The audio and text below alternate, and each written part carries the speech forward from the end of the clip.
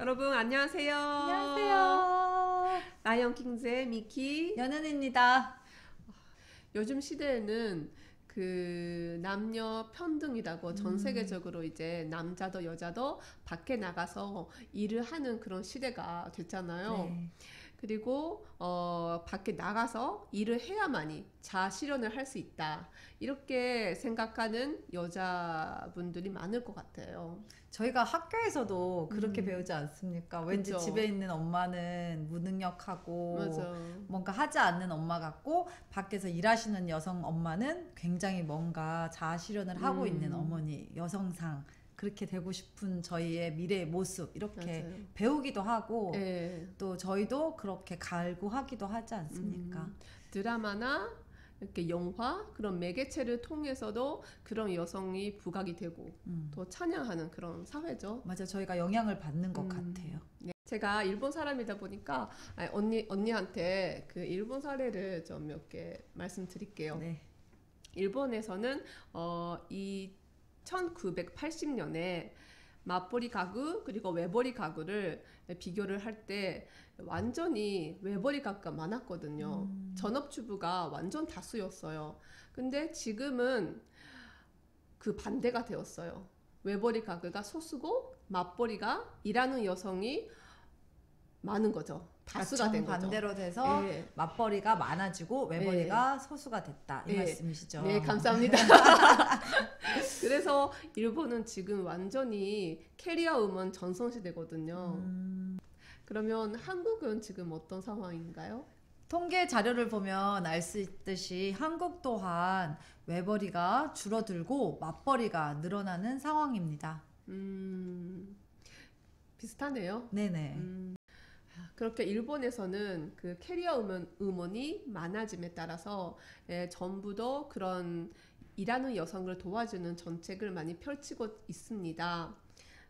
제가 저번에 말씀드린 이크맨 정책이라든지 그 육아를 도와주는 남성들을 지원하는 그런 정책이라든지 그리고 여성 임원 할당제도 일본에도 있거든요.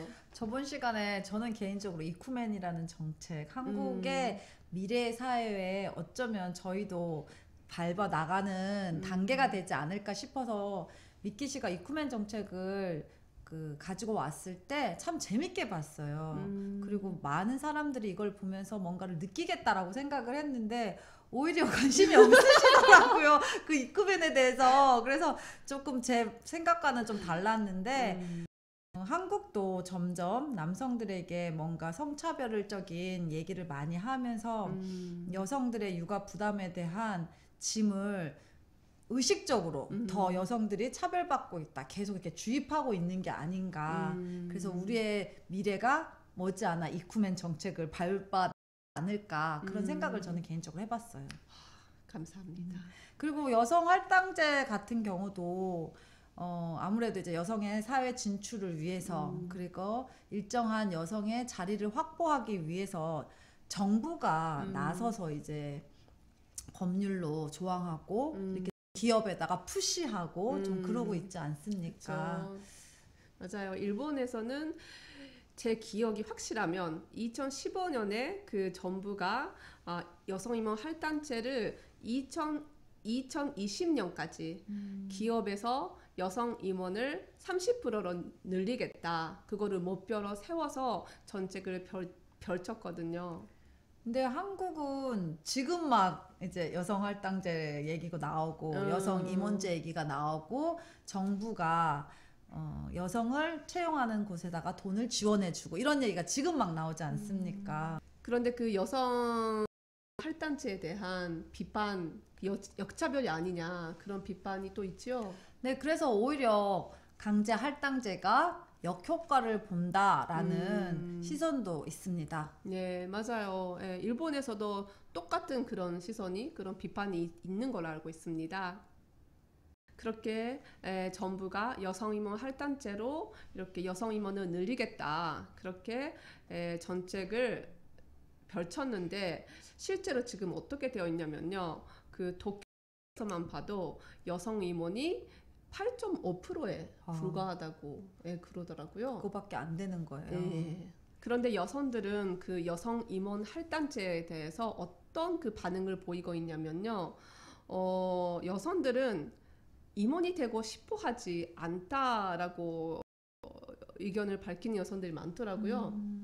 그 이유로서는 첫 번째는 일하는 시간이 많아지는 게 싫대요. 예, 그리고 책임이 무거워지니까 그게 또 부담스럽고 또 임원이라는 그 일에 매력을 느끼지 않다 이렇게도 이야기를 하더라고요. 그러니까 여성 할당제가 정부가 그렇게 미는데도 전혀 이렇게 의미가 없이 그 효과를 못 보고 있는 상황이라고 볼 수 있을 것 같아요.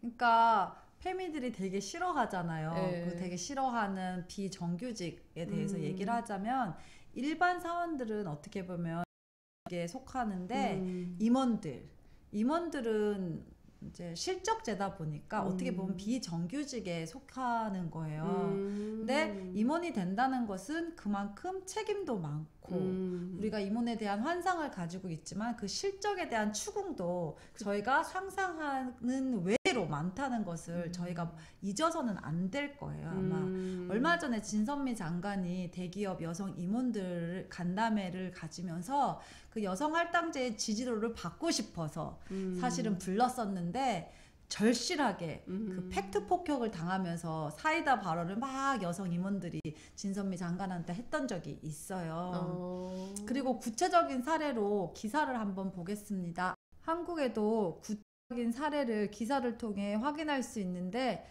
보시면 알 수 있습니다. 또 흥미로운 통계가 일본에 나왔는데요. 2,000명의 10대에서 50대 여성을 대상으로 한 조사에서 이렇게 질문을 했어요. 할 수 있으면 전업주부가 되고 싶습니까? 이런 질문에 얼마나 많은 사람들이 ES라고 대답을 했을까요? 글쎄요. 지금 추세로 보면 아니라고 했을 것 같은데. 그러니까 저도 많아도 반반, 그러니까 반반 이렇게 되지 않을까 생각했는데 무려 70%의 여성이 될 수 있으면 전업주부가 되고 싶다 이렇게 대답을 했더라고요. 이거는 그냥 제 개인적인 경험인데 어떤 사업체를 가지신 여사장님이 근데 그 사업이 잘 돼서 다른 곳에서도 엄청 크게 또 사업을 하시는 두 개를 갖고 계셨던 분이신데 저한테 이제 안면이 트게 되니까 어느 날 묻더라고요. 너는 뭐하니? 그래서 나는 전업주부야 이렇게 말을 했더니 그 사장님이 너무 부럽다. 나도 전업주부 하고 싶어. 이렇게 얘기를 하시더라고요. 그러니까 아무래도 사람들은 자기가 하지 않는 것에 대한 동경은 있는 것 같아요. 이제 전업주부님들은 뭔가 밖에서 자아를 실현하고 뭔가를 하면 좋을 것 같다라고 생각하지만 막상 밖에서 일하시는 분들은 또 전업주부에 대한 꿈을 꾸는 것 같아요. 그리고 막상 밖에서 일을 하다 보니까 그것이 얼마나 어렵고 가정에서 이렇게 가정을 꾸릴 수 있다는 게 감사하다는 거를 느꼈기 때문에 오히려 밖에서 일하시면서도 이제 전업주부를 꿈꾸지 않을까 그런 생각을 드네요 진짜. 네, 맞아요.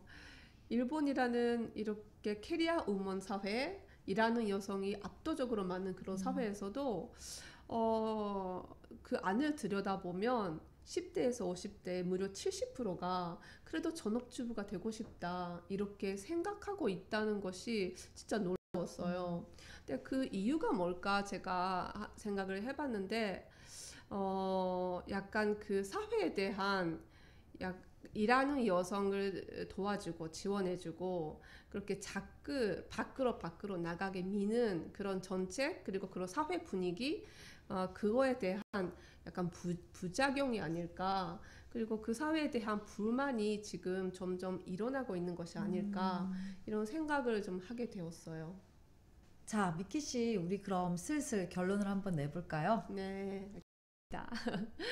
여성들은 임원이라는 일이 그렇게 부담스럽거든요. 근데 여성이 임원이 된다는 것이 나쁘다는 뜻은 아니에요. 절대로 능력이 있고 의욕이 있고 의지 있는 사람들은 사회가 뭐라 그래도 임원이 되잖아요.